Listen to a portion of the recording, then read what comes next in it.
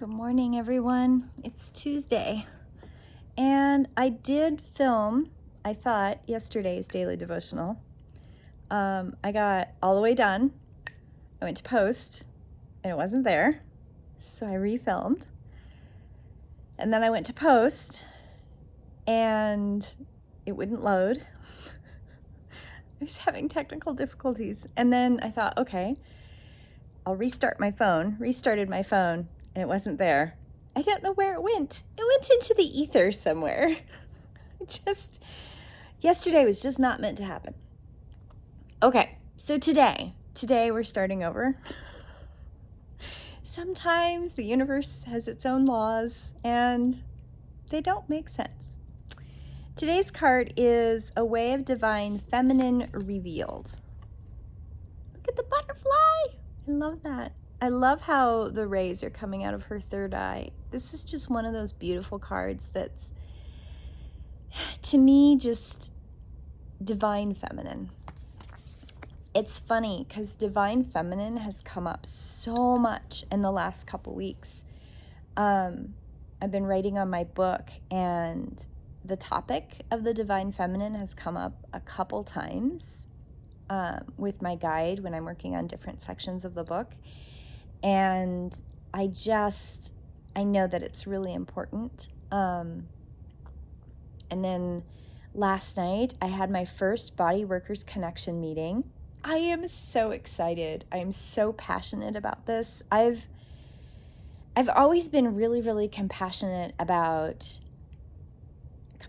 I've been very passionate, about community. It's always been something underneath everything I've ever done to build community. And maybe it's because, one, it's part of who I am. It's part of my drive. 2, it's part of my life plan. Great. 3, I've always been the odd duck. When my grandma handed me the book, My Guide Myself by Sylvia Browne, when I was in 5th grade, I was living with her. And she said, "You should read this. This lady's like you." Or "You're like this lady." I don't remember. It's something correlative, right? And I remember thinking, really? And I read the book and I went, OMG.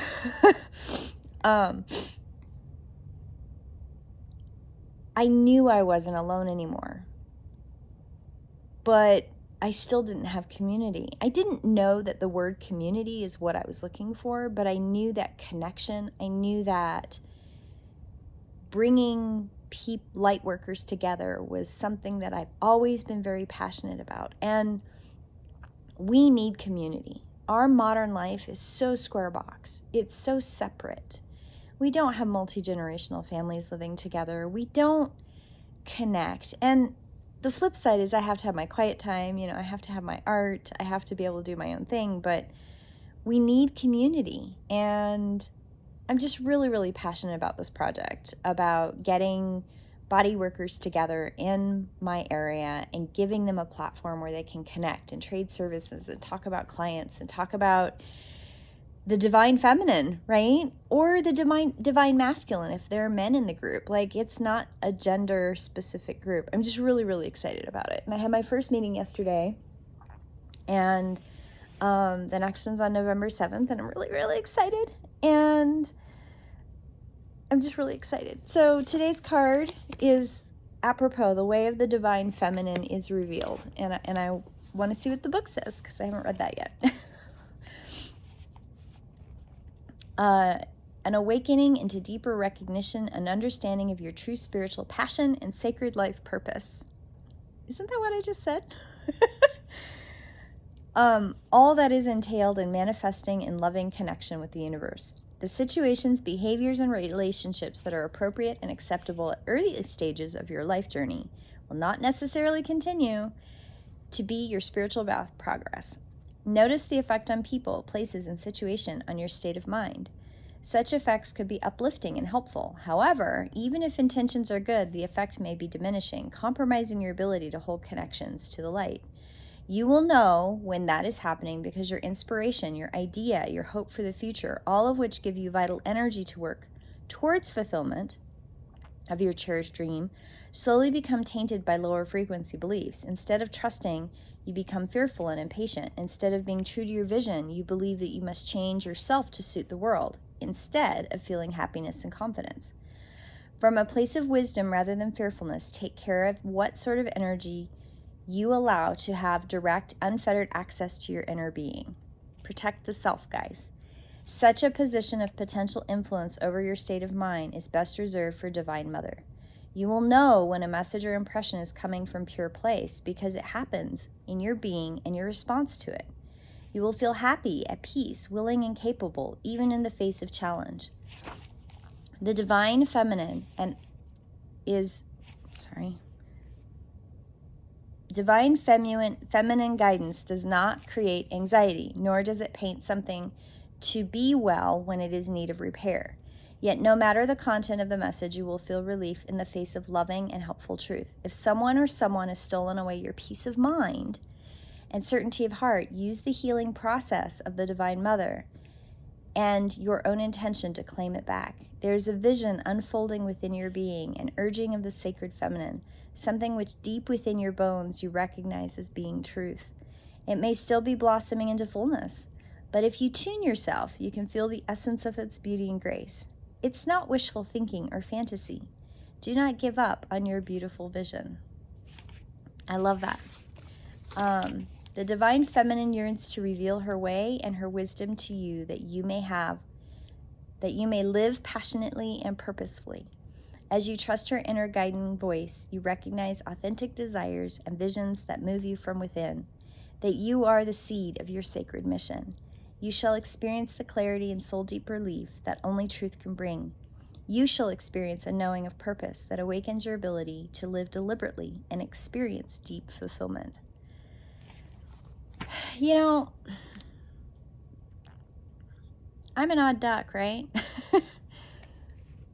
I truly, truly want community. And I really want people to feel supported in what they do. And I know that what comes with that is there are people who get jealous and people who can't buy into that because they're caught in their own self-protection, their own envy, right? Envy is born out of fear that you can't be successful or fear that you can't make it. And we've all had those emotions, right? We've all had fear-based emotions, but we've all had love-based emotions. And there is something about going into something like this and knowing that I have to make sure that somebody last night actually used the phrase, the container. And I went, I love that. I'm totally borrowing that. When I'm in that place of peace, I am holding a container for myself.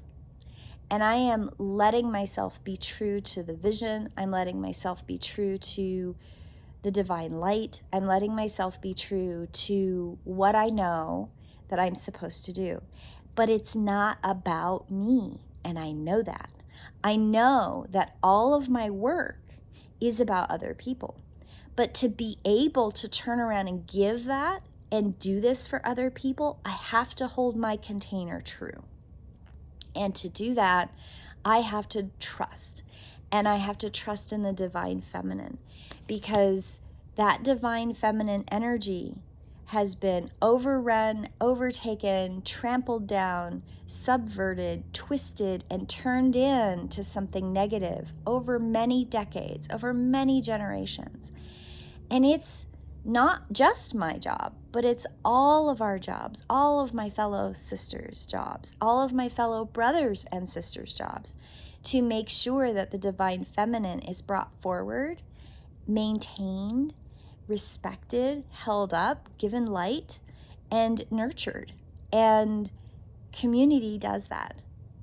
Community does that when we're all there in love and light and not worried so much about competition. You know, a couple years ago, I started seeing memes on the internet and I was like, yes, that. And it was basically We cannot rise up as women moving forward energetically, and we can't make the changes that need to be made without supporting one another. If we're spending all of our time being jealous and dragging our fellow sisters down, we're not going to move forward. And that's important. And we need to listen to each other. We need to be heard by each other. We need to support one another. And the whole idea of Body Workers Connection, that open group meeting, is support structure, right? Community. But in that community, you have to leave your ego at the door. You have to leave your competitiveness at the door. It's not how many clients you have. There aren't enough light workers yet in the world practicing to get us moving forward where we need to be.